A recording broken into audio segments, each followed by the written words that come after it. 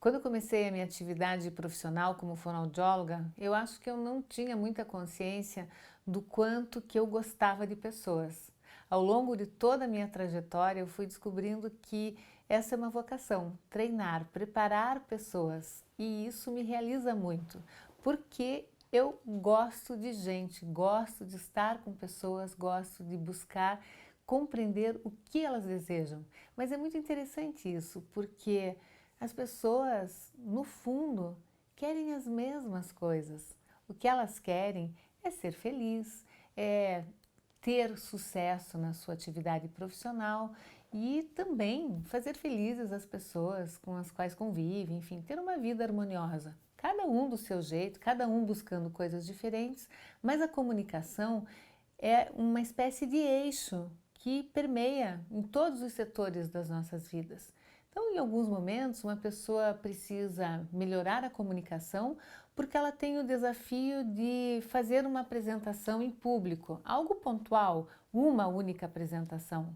Uma outra pessoa, ela quer dar uma virada na carreira, quer se transformar num outro profissional e precisa alinhar um discurso interno, ou seja, precisa compreender como trazer para a fala aquilo que é tão coerente e que está dentro de si.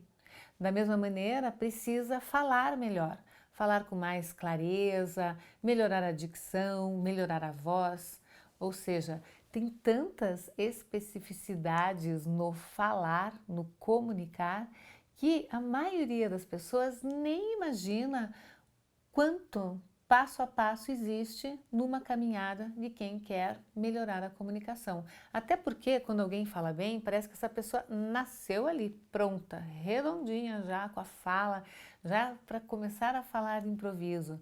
Não é assim. Se você pensa em melhorar a comunicação, leve essa ideia de que existe um método, uma prática, algo que pode te auxiliar a chegar nos seus objetivos. Mas, como toda prática, precisa de hábito. Hábito significa um pouco de disciplina para trazer para o seu dia a dia elementos que vão fazer você se aperfeiçoar. E a grande questão é entender que passo a passo é esse, onde começa e onde termina a melhoria na comunicação. Depende muito do que você precisa aperfeiçoar. Eu vou te dar aqui um exemplo como os fonoaudiólogos trabalham. Quem é especialista em voz, por exemplo, e atua na área de correção de problemas de voz ou mesmo de aperfeiçoamento da voz, trabalha, e aí eu me incluo nesse grupo, com técnicas que antes de virem ao consultório, elas foram estudadas em detalhes, é pura ciência. Então, eu adoro participar de um congresso e meus olhos se enchem de alegria quando eu vejo lá um físico acústico mostrando os detalhes da pressão de ar enquanto faz uma determinada emissão e tal, porque eu já fico imaginando como que aquilo vai melhorar a vida do meu paciente aqui em consultório. Mas é muito detalhe. São coisas que precisam de muito estudo, de muito cuidado, de uma abordagem científica. Por isso, há passo a passo diferente de outros passo a passos em que você precisa estabelecer uma relação de confiança com o que você busca e o que você quer. Técnicas simplistas que não tenham comprovação, que não tenham efetividade, não vão te levar a lugar nenhum. Ao mesmo tempo, fazer por fazer da mesma forma.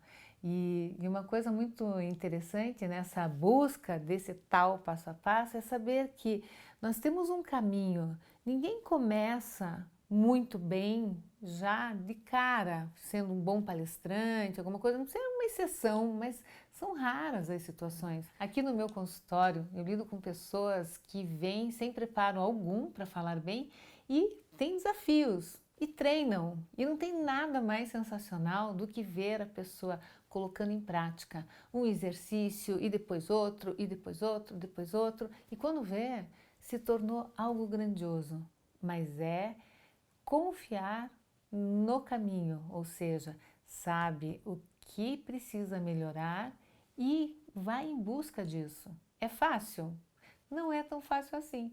Por quê? Porque existe um caminhar, e o caminhar mexe com hábitos, mexe com tendências, e você tem que se colocar à prova o tempo todo em usar a sua técnica para melhor falar. E eu preciso te dizer que muitas vezes esse passo a passo dá um trabalho tão intenso, mas tão gostoso, que no final das contas as pessoas começam a perceber que uma grande transformação aconteceu, ou seja, já não cabe mais lá atrás, porque já se sente mais poderoso, já se sente mais confiante.